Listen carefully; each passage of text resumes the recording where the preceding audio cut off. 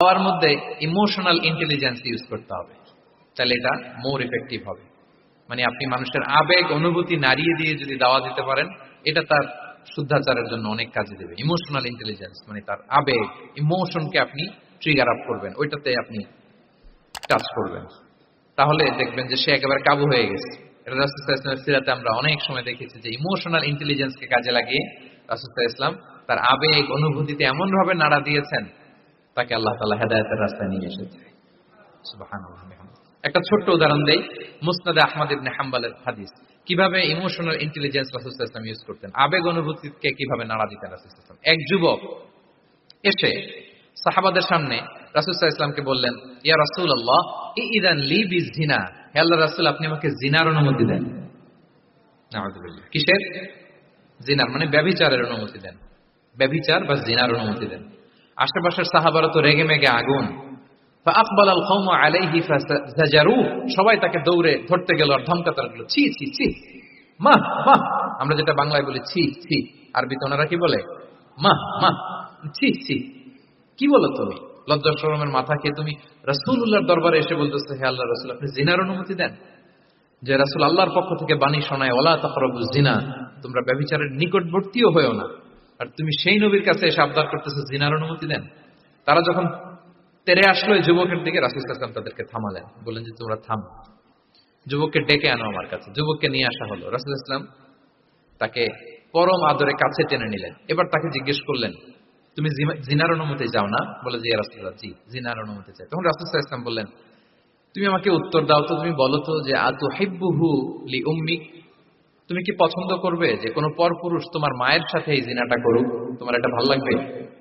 সে বলে লা ইয়া রাসূলুল্লাহ, না কখনো না, আমার মায়ের সাথে কেউ এই পাপাচারে লিপ্ত হবে এটা কোনো মানুষ মেনে নেবে না, আমি কেন, কেউ মেনে নেবে না। তারপর রাসূল সাল্লাল্লাহু আলাইহি ওয়াসাল্লাম তাকে বললেন আতুহিব্বুহু লিবনাতিক, তুমি তোমার কলিজার টুকরা সন্তান, কন্যা সন্তানের সাথে, তোমার কন্যার সাথে কেউ এই পাপ কাজটা করুক, এটা তুমি মেনে নিবে, এটা তুমি পছন্দ করো?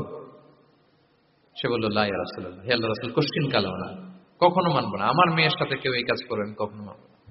রাসূল সাল্লাল্লাহু আলাইহি ওয়াসাল্লাম আবার তাকে প্রশ্নবাণে জর্জরিত করতে লাগলেন, আবার বললেন আতুহিব্বুহু লিউখতিক, তুমি কি তোমার প্রিয় বোনের সাথে কেউ এটা করুক, এই পাপাচারে লিপ্ত হোক, জিনা করুক, পছন্দ করবে? তোমার বোনকে কেউ এরকম করবে, অপমান করবে, এটা চাইবে তুমি? বলে কখনো না, লা ইয়া রাসূলুল্লাহ, কখনো না, কেউই তো পছন্দ করবে না এটা। তখন রাসূল সাল্লাল্লাহু আলাইহি ওয়াসাল্লাম বললেন, তুমি যার সাথে জিনার অনুমতি চাইছো সে তো কারো না কারো মা, কারো না কারো মেয়ে, কারো না কারো বোন, তুমি এভাবে কেন ভাবতে পারো না? সুবহানাল্লাহ। এই কথা বলার পরে তো সে একেবারে ইমোশনালি এমন ড্যামেজ হয়েছে, লজ্জায় কাঁচুমাচু হয়ে মাথা নিচু করে দাঁড়ায়ছে। তখন রাসূল ইসলাম তার পিঠে একটা আলতো চাপড় মারলেন, পরম মমতায় আলতো চাপড় দিয়ে তার জন্য দোয়া করলেন, আল্লাহুম্মা গফির যামবাহ ওয়া তাহহির কলবাহ ওয়া হাসসিন ফারজাহ, আল্লাহ তুমি এই যুবকের পাপ মোচন করো, আল্লাহ তুমি তার অন্তরটাকে পরিশুদ্ধ করো, আল্লাহ তুমি তার চরিত্রটাকে নিষ্কলুষ করো। এই হাদিসের রাবি উনি বলতেছেন, ফালাম ইয়াকুন বা'দা যালিকাল ফাতা ইয়ালতাফিতু ইলা শাই, ওই দিনের পর থেকে এই যুবক কখনো কোনো পরনারীর দিকে রাস্তায় তাকায়নি। এই ইমোশনালি যখন তাকে দুর্বল করা হলো, তাকে যখন এইভাবে রাসূল সাল্লাল্লাহু আলাইহি ওয়াসাল্লাম প্রেজেন্টেশন করলেন, হাদিসের বর্ণনাকারী বলেন এরপরে আমরা কোনোদিন তাকে পরনারীর দিকে তাকাতে দেখি নাই। তার হৃদয়টাকে আল্লাহ তাআলা পরিশুদ্ধ করে দেন। রাসূল সাল্লাল্লাহু আলাইহি ওয়াসাল্লাম ওয়ায়ুযাক্কিহিম, কিভাবে মানুষকে পরিশুদ্ধ করতে দেখেন, কিভাবে তার আবেগ অনুভূতিকে নাড়িয়ে তার চিন্তার জগতে আলোড়ন সৃষ্টি করে তাকে এমন ভাবে কাবু করলেন যে রাসূল সাল্লাল্লাহু আলাইহি ওয়াসাল্লাম যেই দিকে তাকে গাইড করতেছে এখন সে সেদিকেই যেতে বাধ্য। সো এইটা আমাদেরকে করতে হবে, ইমোশনাল ইন্টেলিজেন্স কাজে লাগিয়ে মানুষের আবেগ অনুভূতিতে নাড়া দিয়ে যদি আপনি তাকে কোনো কথা, কোনো বার্তা, কোনো নাসিহাত করেন, তখন সেটা সে শুনে, এমন শুনে এমন ভাবে সে হেদায়েতের পথে আসে যেটা আমরা কল্পনাও করতে পারি না।